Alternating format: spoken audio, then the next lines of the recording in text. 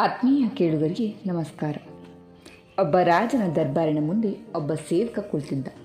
ಅವನ ಕೆಲಸವೆಂದರೆ ಯಾರಿಗೆ ಒಳಗೆ ಹೋಗಲಿಕ್ಕೆ ಪರವಾನಗಿ ಇರ್ತದೋ ಅವರನ್ನು ಮಾತ್ರ ಒಳಗೆ ಬಿಡೋದು ಮತ್ತು ಉಳಿದವರನ್ನು ತಡೆಯುವುದು. ಅವನ ಬುದ್ಧಿ ಬಲು ಚುರುಕು. ಆದರೆ ಚುರುಕು ಬುದ್ಧಿಗೆ ಇಲ್ಲಿ ಏನು ಕೆಲಸ? ಅದಲ್ಲದೆ ಅವನಿಗೆ ಬರುವ ಆದಾಯದಲ್ಲಿ ಮನೆ ನಡೆಸೋದು ಕಷ್ಟವಾಗಿತ್ತು. ಹೆಂಡತಿ ದುಂದುಗಾರ್ತಿ ಬೇರೆ. ಹೆಚ್ಚು ಹಣ ಗಳಿಸುವ ದಾರಿ ಹುಡುಕ್ತಾ ಇದ್ದ. ಒಂದಿನ ಒಬ್ಬರು ಮಹಾರಾಜನ ನೋಡಲಿಕ್ಕೆ ಬಂದು ಅವರ ಬಳಿ ಪರವಾನಗಿ ಇಲ್ಲ. ಅವರಿಗೂ ಮಹಾರಾಜನ ನೋಡಲೇಬೇಕು. ಅವರ ಮುಖದಲ್ಲಿ ಆತಂಕ ಹೊಡೆದು ಕಾಣ್ತಾ ಇತ್ತು. ಅವರು ಇವನ ಹತ್ತಿರ ಅಂಗಲಾಚಿ ಬೇಡಿಕೊಂಡು ಕೊನೆಗೆ ಈತ 4 ವರಹ ತೆಗೆದುಕೊಂಡು ಒಳಗೆ ಬಿಟ್ಟ. ಅವನಿಗೊಂದು ಹಣ ಮಾಡುವ ದಾರಿ ತೆರೆದುಕೊಂಡಿತು. ಅಂದು ರಾತ್ರಿ ಒಂದು ದುಂಡಗಿನ ಆಲೂಗಡ್ಡೆ ಕತ್ತರಿಸಿ ಅದರಲ್ಲಿ ಮೊಳೆಯಿಂದ ಚಿತ್ರಗಳನ್ನು ಕೊರೆದು ಸಿದ್ಧವಾಗಿ ಮಾಡಿಟ್ಕೊಂಡ. ಪರವಾಗಿ ಇಲ್ಲದೆ ಯಾರು ಕೂಡ ಬಂದು ಅವರನ್ನು ಒಳಗೆ ಬಿಡ್ತಾ ಇರಲಿಲ್ಲ. ದುಡ್ಡನ್ನು ಪಡೆದು ಆಲೂಗಡ್ಡೆಯನ್ನು ಮಸಿಯಲ್ಲಿ ಅದ್ದಿ ಕಾಗದದ ಮೇಲೆ ಒತ್ತಿ ಅದನ್ನು ಪರವಾನಗಿ ಪತ್ರ ಅಂತ ಕೊಟ್ಟು ಕಳಿಸ್ತಾ ಇದ್ದ. ಆದಾಯ ತುಂಬ ಚೆನ್ನಾಗಿ ಬರ್ತಾಯಿತ್ತು. ಒಂದು ಸಲ ಯಾರು ರಾಜನಿಗೆ ತಕರಾರು ಮಾಡಿದ್ರು. ಈತ ಹಳಬ ಕೆಲಸದಿಂದ ತೆಗೆದು ಹಾಕೋದ್ರ ಬದಲು ಇವನ ಲಂಚದ ಚಟವನ್ನು ಬಿಡಿಸಲಿಕ್ಕೆ ದುಡ್ಡೇ ಸಿಗದ ಜಾಗಕ್ಕೆ ವರ್ಗ ಮಾಡಲಿಕ್ಕೆ ಯೋಚಿಸಿದ ರಾಜ ತನ್ನ ರಾಣಿವಾಸದ ಉಸ್ತುವಾರಿಗೆ ಅವನನ್ನು ಹಾಕಿದ. ಕೆಲ ದಿನ ಈ ಸೇವಕ ಕಷ್ಟಪಟ್ಟ. ಆದರೆ ವ್ಯವಸ್ಥೆಯನ್ನು ಗಮನಿಸಿದ. ರಾಜನಿಗೆ ಹಲವಾರು ರಾಣಿಯರು. ರಾಜ ಯಾವ ದಿನ ಯಾವ ರಾಣಿಯ ಮನೆಗೆ ಹೋಗಬೇಕನ್ನೋದು ವೇಳಾಪತ್ರಿಕೆ ಮೊದಲೇ ನಿರ್ಧಾರವಾಗ್ತಾಯಿತ್ತು. ಒಂದಿನ ಅತ್ಯಂತ ಕಿರಿಯ ರಾಣಿ ದುಃಖ ಪಡೋದು ಇವನಿಗೆ ಕಾಣಿಸ್ತು. ಏನು ಕಾರಣ ಅಂತ ಕೇಳ್ದ. ಆಕೆ ತನ್ನಡೆಗೆ ರಾಜ ಬರದೆ ಎಷ್ಟೋ ದಿನಗಳಾಯಿತು ಅಂತ ಬಿಕ್ಕದ್ಲು.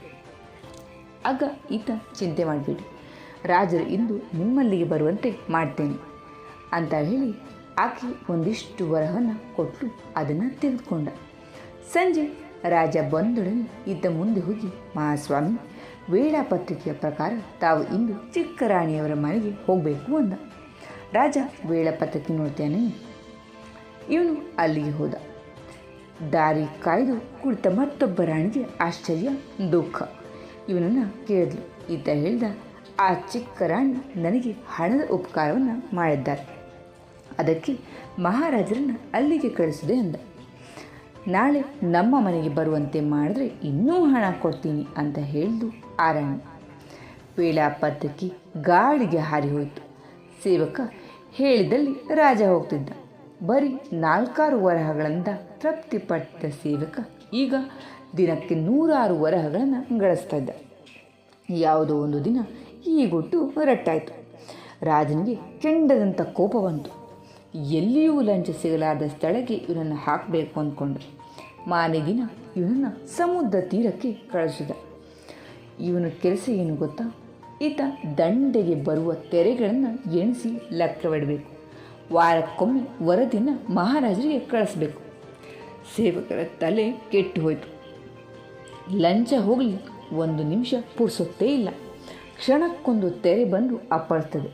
ಆಗ ಒಂದು ಹಡಗು ಆ ಮಾರ್ಗವಾಗಿ ಹೋಗ್ತಾಯಿತ್ತು. ಇವನು ಕೈ ಮಾಡ್ದ. ಬಂದೂಕು ತೋರಿಸಿ ನಿಲ್ಲಿಸಿದ.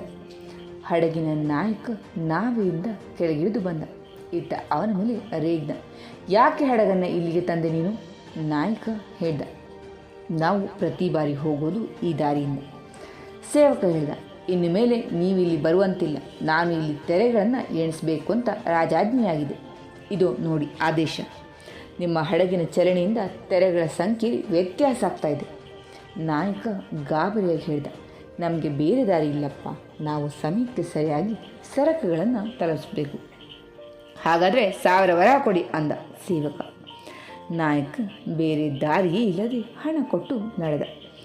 ದಿನಕ್ಕೆ 10 ಹಡಗುಗಳು ಇದೇ ರೀತಿ ಸಾಕ್ತಾಯಿದ್ದ. ಸೇವಕನ ಆದಾಯ ಕೂಡ ದಿನಕ್ಕೆ 10,000 ವರಹಗಳಾಯಿತು. ಕೊನೆಗೊಮ್ಮೆ ರಾಜ ಇವನ ಲಂಚದ ರೋಗಕ್ಕೆ ಉಪಾಯವಿಲ್ಲ ಅಂತ ಹೇಳಿ ಕೆಲಸದಿಂದಲೇ ತೆಗೆದುಹಾಕಿ ಹೋದ. ನಮ್ಮಲ್ಲಿಯೂ ಹಾಗೆ ಈ ಲಂಚ ಪಡೆದುಕೊಳ್ಳುವುದು ಒಂದು ಭೀಕರ ಕೊನೆಯ ಹಂತದ ಕ್ಯಾನ್ಸರ್ ಇದ್ದ ಹಾಗೆ, ವಿಷ ಬೀಜ ಇದ್ದ ಹಾಗೆ. ಇದರ ಅರಿವು ಅವರಿಗಾದರೆ ಮಾತ್ರ ಅದರಿಂದ ಮುಕ್ತಿ ದೊರೆಯುತ್ತದೆ. ಹೊರತು ಸರ್ಕಾರದ ಆಜ್ಞೆಗಳಿಂದ ಅದು ತೊಲಗಲಾರದು. ಕತೆ ಇಷ್ಟ ಆಯಿತು ಅಂತ ಭಾವಿಸ್ತೀನಿ. ಕೇಳಿದ್ದಕ್ಕೆ ಧನ್ಯವಾದ.